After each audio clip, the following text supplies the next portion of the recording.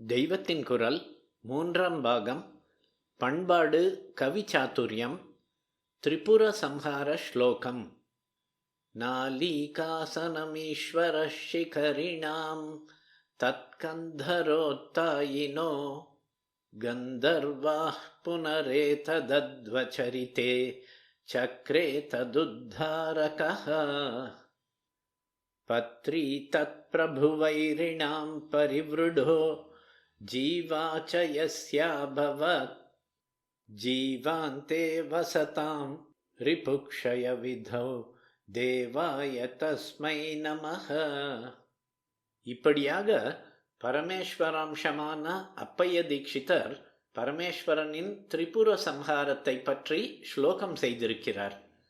என்ன அர்த்தம் என்றால், ஜீவாவின் சிஷ்யர்களுடைய விரோதிகளின் சம்ஹாரத்தின் போது எந்த தேவனுக்கு சிகரங்களின் ஈஸ்வரன் நாலிகாசனமாகவும் அதன் நாலிகாசனத்தின் கண்டத்திலிருந்து வெளிவந்தவை கந்தர்வர்களாகவும் கந்தர்வர்களுடைய மார்க்கத்தில் செல்லும் 2 யாத்ரிகர்கள் சக்கரமாகவும் அதை சக்கரத்தை தரிக்கிறவர் பத்ரியாகவும் அந்த பத்ரிக்கு பிரபுவின் சத்ருக்களுடைய தலைவன் ஜீவாவாகவும் பயனாயிற்றோ அந்த தேவனுக்கு நமஸ்காரம். இப்படி அர்த்தமாவது ஒரு அர்த்தமும் ஆகவில்லையே. ஜீவாவாவது நாலிகாசனமாவது பத்ரியாவது ஒன்றுக்கொன்று என்ன சம்பந்தம்? ஜீவா சிஷ்யர் சம்ஹாரத்தில் பத்ரி சத்ரு தலைவன் ஜீவாவாக ஆவதாவது மகா பெரியவராக சொல்லப்படும் அப்பைய தீட்சிதரா இப்படி தலைகால் புரியாமல் பண்ணியிருக்கிறார்? 2 அர்த்தம் உள்ளதாக பல வார்த்தைகள் இருக்கின்றன அல்லவா? இவற்றை உபயோகித்து வார்த்தை விளையாட்டு பண்ணுவதில் அப்பைய தீட்சிதர் ரொம்ப நெருடலாக செய்த ஸ்லோகமே இது. வேதாந்தத்துக்கு மூல பிரமாணமாக இருக்கப்பட்ட பிரம்மசூத்திரத்தின் ஆரம்ப பாகத்துக்கு அவர் நியாய ரக்ஷாமணி என்று வியாக்கியானம் செய்திருக்கிறார். அதிலே தத்தேது வியபதேசாச்ச 1.1.14 என்று வரும் சூத்திர விரிவுரையிலே இந்த ஸ்லோகம் வருகிறது. எதற்காக என்பதை புரிய வைப்பது இப்போது அவசியமில்லை. ஏதோ ஒரு இன்டலெக்சுவல் எக்ஸசைஸ், இதிலும் குஷி இருக்கிறது என்றுதானே சமத்கார ஸ்லோகங்களை பார்க்கிறோம். அப்படிப்பட்டதான ஸ்லோகத்தை பற்றி மாத்திரம் சொல்கிறேன். இதில் ஒரு வார்த்தையை முதலில் பெயர் சொல்லாக சொல்லியிருக்கும். உடனே அதன் அதற்கு என்கிறார் போல ரிலேட்டிவ் ப்ரோனவுன் அட்ஜெக்டிவல் ப்ரோனவுன் என்பதாகவெல்லாம் அதே வார்த்தையை பற்றி தத் ஏதத் என்று மறுபடி வரும். இப்படி மறுபடி அந்த வார்த்தை வரும் போது வார்த்தை அதுவேதான் என்றாலும் அர்த்தம் வேறாக வரும். இப்படி 5 வார்த்தைகளை 2 அர்த்தத்தில் இந்த ஸ்லோகத்தில் சொல்லி இருக்கிறது. நாலிகாசனம் என்பது ஒன்று. நாலீகம் என்றால் பாணம், தாமரை என்று 2 அர்த்தம். அதனால் பாணத்தை வைத்து இழுக்கிற ஆசனமாயுள்ள தனுசுக்கு நாலிகாசனம் என்று பேர். தாமரையில் உட்கார்ந்திருக்கும் பிரம்மாவுக்கும் நாலிகாசனர் என்று பேர். கந்தர்வ என்பது 2வது வார்த்தை. அதற்கு தேவ ஜாத்தியான கந்தர்வர் என்பதோடு குதிரை என்றும் ஒரு அர்த்தம்.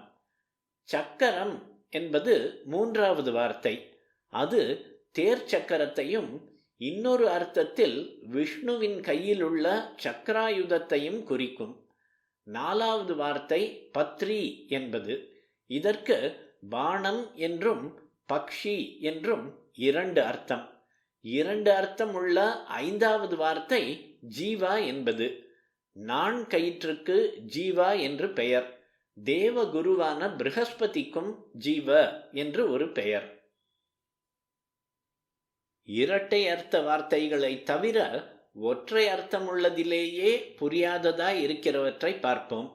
சிகரங்களின் ஈஸ்வரன் என்பது மேரு பர்வதம்.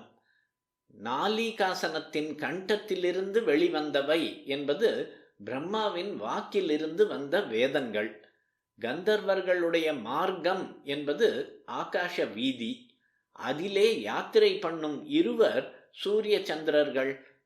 சக்கரத்தை தரிப்பவர் மகாவிஷ்ணு. பத்ரிக்கு பிரபு, பக்ஷிகளின் ராஜனான கருடன். அந்த பிரபுவின் சத்ருக்கள் சர்ப்பங்கள். ஆகையால் சத்ருக்களின் தலைவன் என்பது ஆதிசேஷனை. தமிழில் அர்த்தம் சொல்லும் போது முதலில் ஜீவாவின் சிஷ்யர்கள் என்று சொன்னது ஸ்லோகத்தில் கடைசியில் வருகிறது. இது ப்ருஹஸ்பதியின் சீடர்களான தேவகணத்தை குறிக்கும். இவர்களுடைய விரோதிகளின் சம்ஹாரம் என்பது திரிபுராசூரர்களின் சம்ஹாரத்தைத்தான்.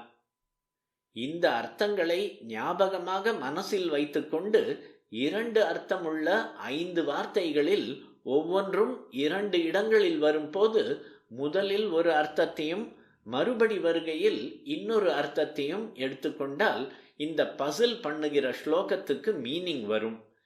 ஜீவா என்கிற ப்ருஹஸ்பதியின் சீடர்களான தேவர்களின் சத்ருக்களான திரிபுரரின் சம்ஹாரத்திலே எந்த தேவனுக்கு, மகாதேவன் என்கப்பட்ட பரமேஸ்வரனுக்கு மேரு பர்வதம் நாலிகாசனம் என்னும் வில்லாகவும், நாலிகாசனர் என்ற பெயரையே கொண்ட பத்மாசனரான பிரம்மாவின் கண்டத்திலிருந்து வந்த வேதங்கள் கந்தர்வ என்று பொருள்படும் குதிரைகளாகவும், கந்தர்வ ஜாதியின் மார்க்கமான ஆகாசத்திலே செல்லும் 2 யாத்ரிகர்களான சந்திர சூரியர்கள் தேர் சக்கரமாகவும், சக்கராயுதபாணியான மகாவிஷ்ணு பத்ரி என்னும் பாணமாகவும், பத்ரி என்றே பெயர் கொண்ட பக்ஷிகளின் ராஜாவான கருடனின் சத்ருக்களுக்கு தலைவனான ஆதிசேஷன் ஜீவா என்னும் நான்கயிறாகவும் பயனாயினவோ அந்த மகாதேவனுக்கு நமஸ்காரம். அர்த்தமாகிவிட்டதல்லவா? திரிபுர சம்ஹாரத்திலே ஈஸ்வரனுடைய ரத சக்கரங்கள் சூரியனும் சந்திரனுமே. அந்த ரதத்தில் வேதங்களையே அஸ்வரூபத்தில் பூட்டியிருந்தது. ஈஸ்வரன் அப்போது மேரு பர்வதத்தை தனுசாக்கி அதற்கு நான்கயிறாக ஆதிசேஷனை பிடித்து கட்டி சாக்ஷாத் மகாவிஷ்ணுவையே அம்பாக தொடுத்திருந்தார். இந்த புராண விஷயங்களை வேதாந்த வியாக்கியான புஸ்தகத்தில் தர்க்க வியாக்கரண ரீதியாக தத்துவத்தையும் வார்த்தையையும் விளக்கும் பொருட்டு சமத்கார கவிதையாக தீக்ஷிதர் கொடுத்திருக்கிறார். கவிதை என்பது இத்தனை சாஸ்திரங்களையும் இணைத்து அவற்றுக்கு கை கொடுக்கிறது.